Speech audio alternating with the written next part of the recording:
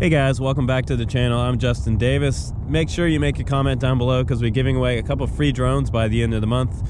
The Ready to Fly Tiny Hawk, and we're giving away that Eachine trash can, a pretty awesome little quadcopter setup there. Both of those will be delivered out to one lucky Patreon supporter on the channel, so you can check out my Patreon down below if you like my honest reviews on different quadcopters, everything ranging from like toy drones all the way up to the more expensive aerial photography drones and race drones. So I pretty much cover it all on the channel as far as drones go. But today I have something new here from Syma. This is a folding drone. It is not a brushless motor style drone. It's something very simple that just folds out. It does come with these prop guards, and it also comes with a little battery that's going to last you about around an 8-minute flight time, 720p video. It has altitude hold on here. It has a little optical flow sensor on board, and this is the updated version with that optical flow sensor, so it sees the ground when it's coming down to land.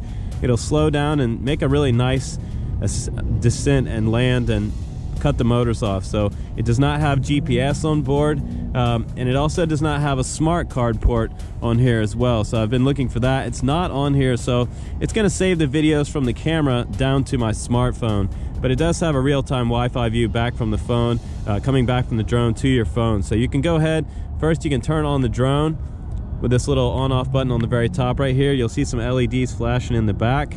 Go ahead and turn on your transmitter. You're going to do the arm switch technique, which is up and all the way back down to center, and that's going to lock the transmitter in with the drone. So you can see now the LEDs are nice and solid. Go ahead and go into your Wi-Fi, and you're going to look for the Wi-Fi signal inside your Wi-Fi settings on your phone. It's going to be Wi-Fi FPV. Mine is actually 77F3 there, so I'm going to click on that. I should be connected in a few seconds. I'm going to go over to the Syma Fly app, and I'm going to select Z3 because that's what this drone is called. There's a whole bunch of different drones in the Syma Fly app, but you want to select Z3 there. And just give it a second to load. If you didn't get the Wi-Fi the first time, go back and try it again, because sometimes it just doesn't get it. But we're gonna go ahead and click start anyway, and we'll see if it brings us into the app. It's taking just a second there. So there we are. And when it first loads up, you're gonna see this screen, and you're gonna see these two little type of controllers in the middle. That's to fly it from the smartphone. There's also a tiny little power button there, which is going to start your props. Do not touch that until you're totally ready. You know your prop guards are out of the way. I'm going to click this little transmitter icon up in the top left there. That's going to make all that go away. That means we're going to use the transmitter because we want to do all these functions that are on our buttons right here. We have throttle on the left, pitch and roll is on this axis, and we have one button there for high and low speed mode, so you can make it go a little faster. If it's really windy, I always suggest pushing this button, putting it at a high rate, and it'll dig into the wind just a little more. I'm also going to switch over to our video mode there, and let's go ahead and start a video, and I'll stop it, and it's going to ask me if I want to save it to the photos, which I've already recorded some videos on here, and I can go back and look here in the multimedia library to see what I've done, videos and photos there. And there's a smart card option, but I didn't find it on this drone. So let's go ahead now and go back to the live view. There's a little bit of lag there, which you're gonna see lag on Wi-Fi. A lot of toy drones that are Wi-Fi connected. So this is something you're gonna kind of have to live with as far as a cheaper drone cost. But this drone's not really all about the video.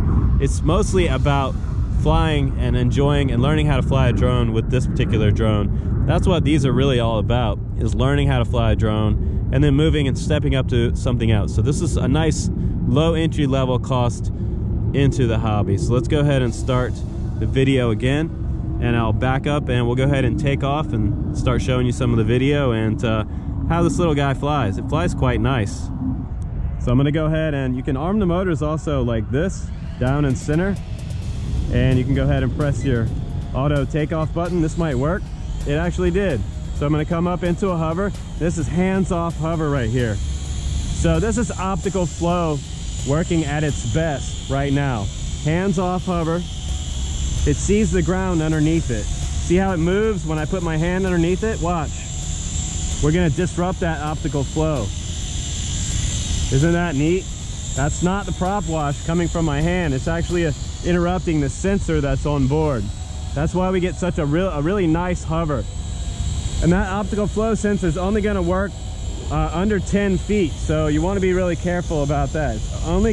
The optical flow sensor is only going to work to 10 feet. So we're just going to check out this hover a moment longer. Look at those LEDs in the front. Aren't those cool?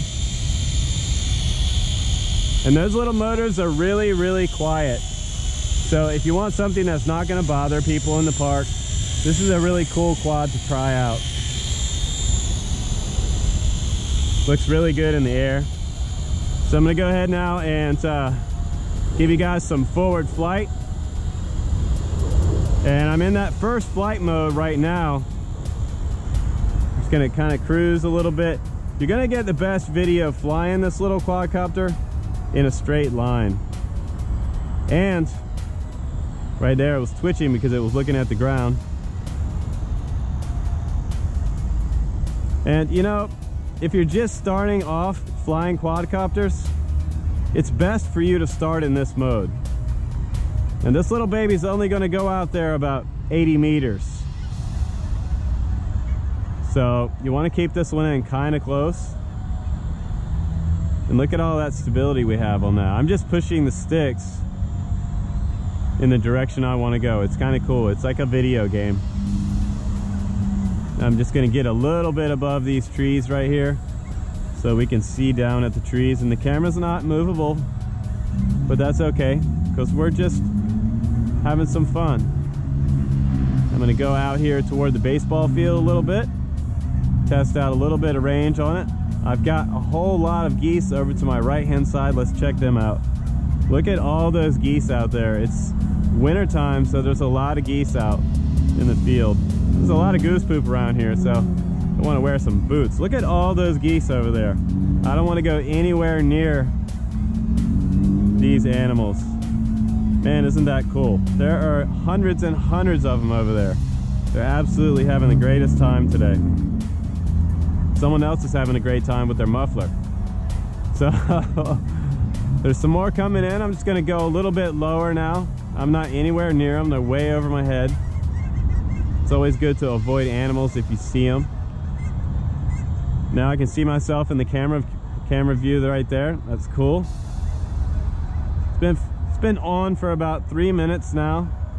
It's going to come a little closer. And you know what? It's about 40 degrees today, so it's pretty cold out. I'm gonna see how long of a flight time we can get out of this battery. It's been a while since I had this charged up. I charged it up maybe a week ago, so I'm hoping this battery lasts a good long time. And I'll wave at the camera. Hey guys, got all my cold weather gear today for you guys. The battery looks like the LEDs are blinking in the front. I don't know if this battery's going out or not on us, but I'm just gonna keep flying it. I remember that on my last flight, the LEDs seemed to start blinking way before it wanted to come down and land. If you get to a critical battery state, what it's going to do is it's just going to actually start landing itself. It's going to come down, immediately descend, and come land. So there's the parking lot. Looking back at myself over here. I'm a little bit high, but check out the view. This is pretty cool. Let's just go up there a little higher.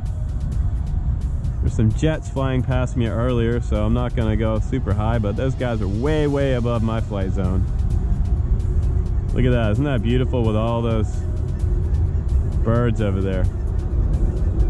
And the jets are hot dogging around today. I'm not really sure what they're up to, but they're doing maybe some in-town type of testing. So I'm just going to come back over here toward myself.